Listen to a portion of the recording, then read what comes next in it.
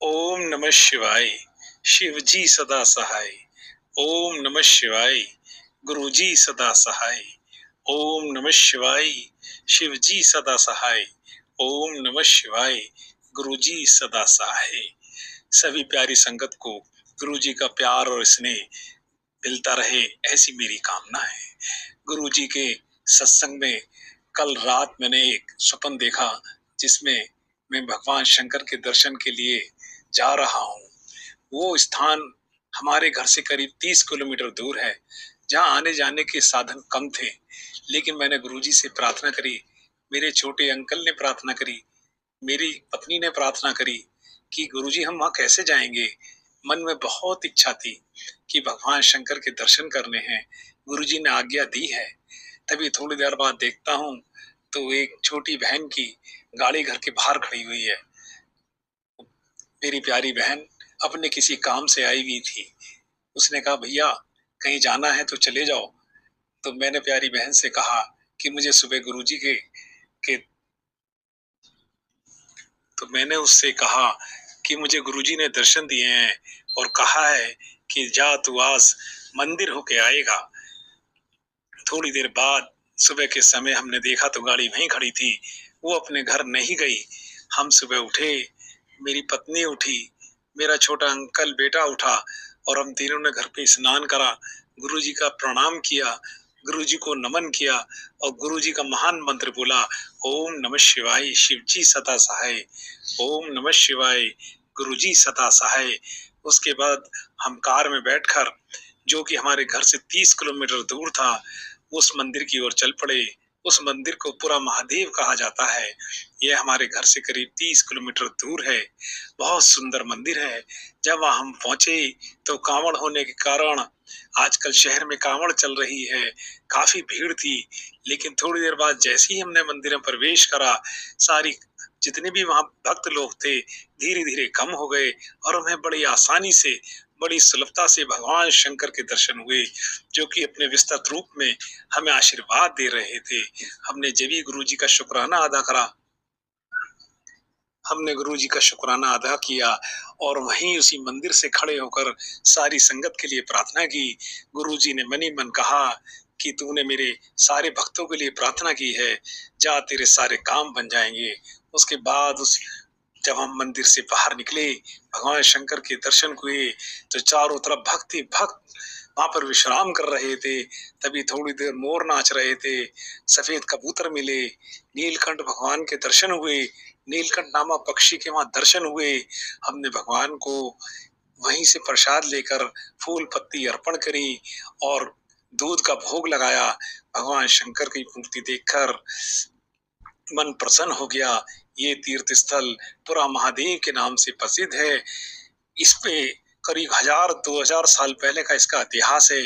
कहा जाता है कि भगवान परशुराम ने जब 21 बार राजाओं का संहार किया था, तब अपने पश्चाताप के कारण भगवान शंकर का जल लाकर इस शिवलिंग पे चढ़ाया था। यह शिवलिंग अपने आप ही धरती से निकला हुआ है।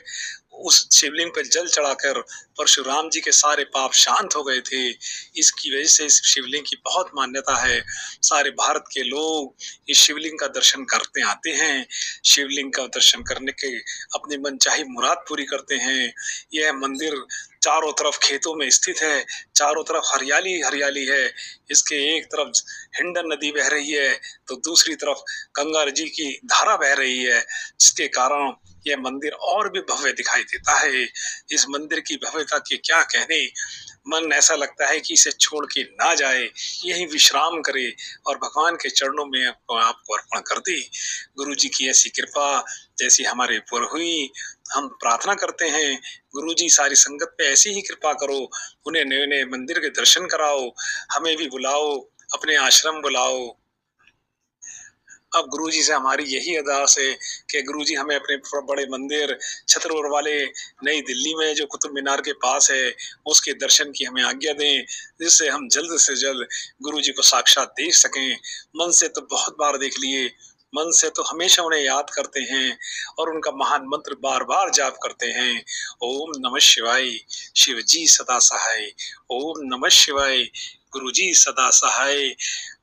मुझे आशा है कि सारी संगत को हमारे इस शुक्राना किए हुए वर्णन से लाभ होगा और गुरु जी की कृपा उन पे बरसेगी, गुरु जी का आशीर्वाद उन्हें मिलता रहेगा। आखिर में मैं अपनी वाणी को विश्राम करते हुए, इस सत्संग को विराम देते हुए, गुरु जी को प्रणाम करते हुए इस सत्संग को समाप्त कर रहा हूँ। इस सत्संग का लाभ पूरी संगत को मिले, ऐसी मेरी प्रार्थना है।